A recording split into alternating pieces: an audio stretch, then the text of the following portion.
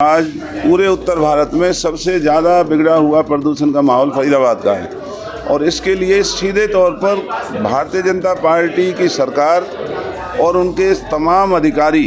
अच्छा, ये प्रदूषण आज का मुद्दा नहीं है, सालों से चला आ रहा है और अब क्योंकि 6 महीने रह गए हैं पार्लियामेंट चुनाव में, साल भर से भी कम समय है विधानसभा चुनाव में, तो कांग्रेस अब इस मुद्दे को क्यों उठा रही है? 9 साल से भी तो उस मुद्दे पर ध्यान देना चाहिए था।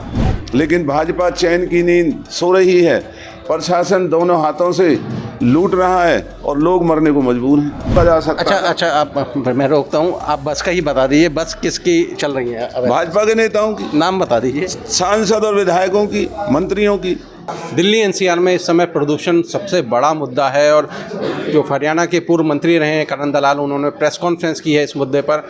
क्या है उनके दिमाग में, किस तरह के प्लान हैं और क्या लोग इस तरह जो लोग जो आरोप लगा रहे हैं कि सरकार की नाकामी रही है जिसकी वजह से प्रदूषण रहा है, तो बात करते हैं उनसे कि किस तरह की नाकामी है और क्या उनके पास प्लान है इस प्रदूषण को लड़ने के लिए।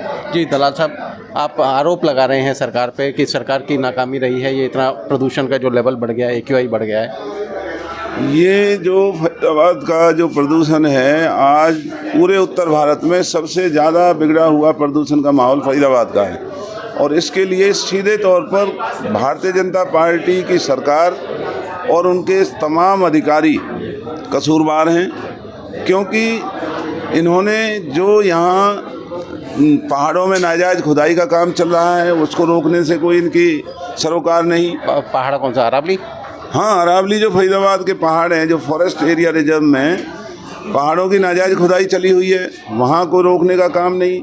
यहाँ फरीदाबाद में जो नाजायज़ कारखाने हैं, जिन कारखानों से बहुत भयंकर प्रदूषण निकलता है, प्रदूषण बढ़ता है, जिनके पास पॉल्यूशन का कोई सर्टिफिकेट नहीं, इजाज़त नहीं, उन हज़ारों कारखानों की वजह से यहाँ प्रदूषण बढ़ रहा है। स्मार्ट सिटी होते हुए भी फरीदाबाद की तमाम सड़कें बहुत बुरे हाल में हैं, सड़कों को बनाया नहीं गया है, उनका निर्माण नहीं हुआ है। मोटरसाइकिल भी निकलती है तो वो धूल वहाँ जब उठती है तो वो एक प्रदूषण बढ़ाने का काम करती है।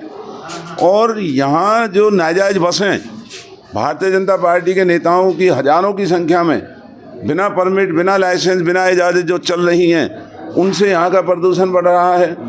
यहाँ के भाजपा नेता जो नाजायज़ कॉलोनियों को काटने में लगे हुए हैं, वहाँ जो कॉलोनी कटती हैं और वहाँ काम होता है, उनकी वजह से प्रदूषण बढ़ रहा है। भाजपा के नेताओं ने औद्योगिक प्लॉटों को खरीद करके फरीदाबाद के अंदर गैरकानूनी तरीके से छोटे छोटे प्लॉट बना करके प्रदूषण बढ़ाने का जो काम हो रहा है, यही वजह है कि आज पूरे उत्तर भारत में फरीदाबाद एक ऐसा शहर बन चुका है जहाँ लोगों का दम घुट रहा है। बड़े बुजुर्गों को, बच्चों को, महिलाओं को सांस लेने में बहुत बड़ी दिक्कत हो रही है। लेकिन भाजपा चैन की नींद सो रही है। प्रशासन दोनों हाथों से लूट रहा है और लोग मरने को मजबूर हैं। अच्छा, ये प्रदूषण आज का मुद्दा नहीं है, सालों से चला आ रहा है और अब क्योंकि 6 महीने रह गए हैं पार्लियामेंट चुनाव में, साल भर से भी कम समय है विधानसभा चुनाव में, तो कांग्रेस अब इस मुद्दे को क्यों उठा रही है? 9 साल से भी तो उस मुद्दे पर ध्यान देना चाहिए था।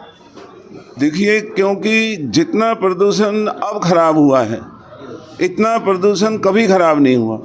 आज जो प्रदूषण का AQI लेवल है, आप उसे देखिए, वो 500 से भी ऊपर जा चुका है। कहाँ पहले 300, 350 पिछले कई सालों से यही स्थिति है। 500 प्रदूषण AQI का लेवल कभी नहीं हुआ, ये पहली दफ़ा हुआ है।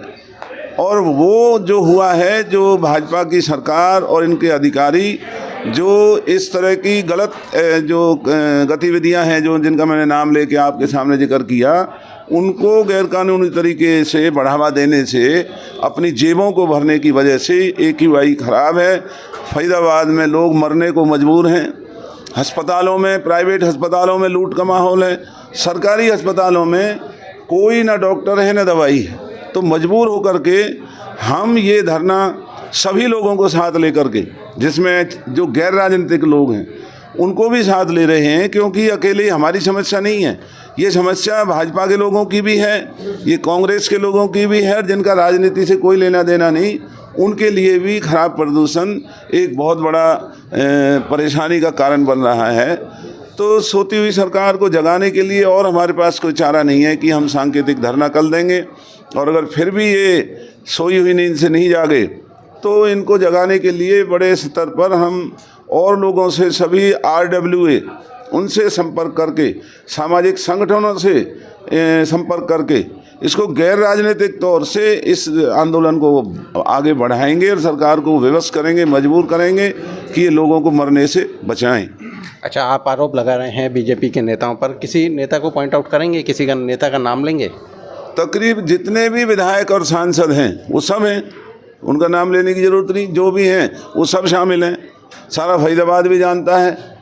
लेकिन आज मजबूर होकर के जब फरीदाबाद का दम घुटने लगा है, जब न रात को नींद आती है न सवेरे कोई सैर पे जा सकता है, ब्याह शादी कार्यक्रम में जाते हैं लोग, खाने से पहले धुआं खाना पड़ता है, तो अब वक्त आ गया है कि फरीदाबाद को मजबूर होकर के आंदोलन करना होगा, जिससे सरकार को लोगों का थोड़ा बहुत डर और भय दिखाई दे। अच्छा, आपके पास क्या उपाय है इस पॉल्यूशन को कम करने के लिए?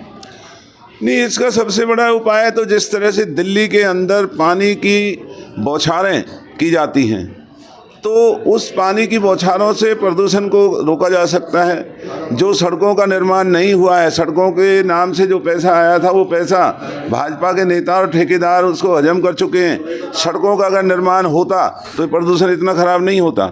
इसी तरीके से पहाड़ों के खदान को नाजायज़ तरीके से जो हो रहा है उसको अगर रोकते तो प्रदूषण ख़राब नहीं होता। जो नाजायज़ बसें दिल्ली से आगरा तक चलती हैं, जिनके पास ना कोई परमिट है ना लाइसेंस है, अगर उनको चलने से रोका जाता तो प्रदूषण को रोका जा सकता। अच्छा, आप मैं रोकता हूँ, आप बस का ही बता दीजिए, बस किसकी चल रही है? भाजपा के नेताओं की। नाम बता दीजिए। सांसद और विधायकों की, मंत्रियों की नाम बता दीजिए। जो भी फरीदाबाद में जितने मंत्री हैं, जितने विधायक सांसद हैं, उन सब का हिस्सा नाजायज बसों के चलाने में है। यही वजह है कि गरीब आदमी अगर कोई कार लेके जा रहा है, 3 व्हीलर, उसका चालान होता है और इनकी नाजायज बसों को कोई हाथ नहीं लगा सकता। आप सड़क पे देखिए कितनी नाजायज बसें चलती हैं। अच्छा, ग्रेप फॉर नियम लागू हो चुका है, बसेस तो वैसे ही बैन कर दी गई हैं, जो पुरानी BS जो डीजल बसेस हैं, खासकर जो पुरानी बसेस हैं, तो फिर किस तरह से चल रही हैं ये? नहीं, जो पुरानी बसेज और वो हैं वो फरीदाबाद में बैन नहीं है। फरीदाबाद में अगर इन्होंने कोई गाड़ियाँ पकड़ी हो तो ये उसका ब्यौरा दें। यहाँ केवल राजनीतिक दबाव में अधिकारियों को पैसा कमाने का उस ऑर्डर के मातहत एक मौका लगा हुआ है और ये उनको डर बना करके उनसे पैसे लेते हैं, गाड़ियों को छोड़ देते हैं। गाड़ियों को कहीं नहीं पकड़ा जा रहा है। तो जो आप कल जो धरना देने वाले हैं, अगर उसके बावजूद भी कोई सुधार नहीं हुआ तो फिर क्या होने वाला है? फिर हम इसको राजनीतिक तौर पे नहीं, हम सभी फरीदाबाद के जो सामाजिक संगठन हैं, नौजवान हैं, कॉलेज हैं, स्कूल हैं, उनकी मैनेजमेंट से बात करके, RWS से बात करके इसको एक सामाजिक मुद्दा बनाएंगे, जिससे कि लोगों को लगे कि ये मुद्दा कोई राजनीति से प्रेरित नहीं है। ये मुद्दा अगर है तो लोगों को राहत देने के लिए, लोगों की जान बचाने के लिए एक ये बड़ा प्रयास है। अच्छा, लास्ट सवाल ये है कि अगर 15 दिन पहले अगर आप इस मुद्दे को उठाते तो शायद इतनी बदतर स्थिति ना होती, तो क्या कहीं आप लेट हैं?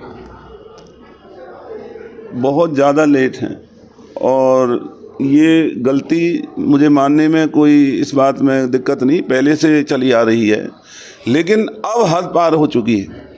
पहले समय में जो नेता इतनी बुरी तरह से पैसे कमाने की फिराक में इस तरह की गुस्ताखी नहीं करते थे, लेकिन भाजपा ने धर्म की आड़ में लोगों का जो शोषण हो रहा है और अब जान तक को दांव पे लगा दिया लोगों की, प्रदूषण को नहीं रोक रहे हैं, तो इससे बड़े धोखा भाजपा की जो सरकार है वो नहीं कर सकती। चलिए, हमसे बात करने के लिए धन्यवाद। थैंक यू जी। तो ये थे हमारे साथ पूर्व मंत्री करण दलाल, जो कह रहे हैं कि बीजेपी के नेता भ्रष्टाचार में डूबे हैं, जिसकी वजह से जो प्रदूषण है शहर में वो अत्यधिक स्तर तक बढ़ चुका है और अब वह इस मुद्दे को जन आंदोलन बनाएंगे। पहले एक दिन का धरना देंगे, सांकेतिक धरना होगा, उसके बाद लोगों को, सभी लोगों को साथ लेकर इसे जन आंदोलन बनाएंगे और लोगों को जागरूक करके सरकार पर और प्रशासन पर दबाव बनाएंगे कि इसकी सूरत बदलनी चाहिए। हरियाणा तक के लिए फरीदाबाद से सचिन गौर।